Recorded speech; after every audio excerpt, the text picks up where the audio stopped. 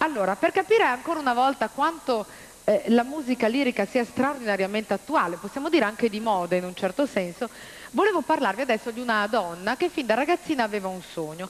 Poi la sua vita è andata avanti, insomma, ha preso una piega totalmente diversa. Poi è successo qualcosa, si è presentata a un talent show televisivo e contro ogni pronostico, pensate, ha vinto. Ha vinto con un brano di musica lirica. E stasera è qui con noi, accompagnata dal coro dell'Arena, Carmen Masola. Maestro.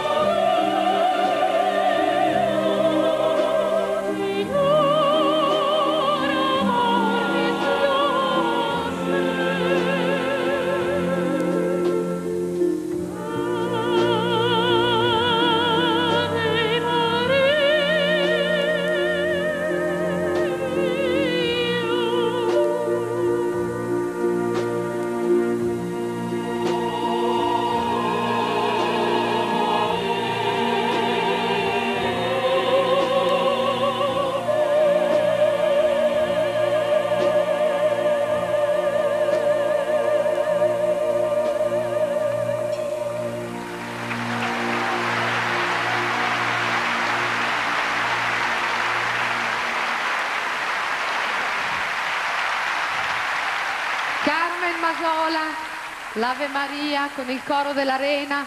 Grazie al pianista Federico Gianello che ha suonato il pianoforte in questa serata. Carmen, di la verità, più emozionata o più terrorizzata? Più emozionata. Più emozionata. E uscendo da questa esperienza dove tu leggi la musica su questo leggio come i nostri orchestrali, cosa ti senti di dire? Come ti senti? Sono felice, guarda, un sogno che si è realizzato, che si sta realizzando, grazie a voi. E volevo ringraziare tanto anche Maria, Gerry, Rudy che hanno dato inizio a questo sogno che sta continuando. Mi sembra giusto che tu ringrazi anche chi ti ha dato l'opportunità di emergere. Grazie Carmen, grazie di cuore. Ciao, a presto. Grazie. Non vi preoccupate per il leggio, lo porto via io. È molto bello. No, lasciate.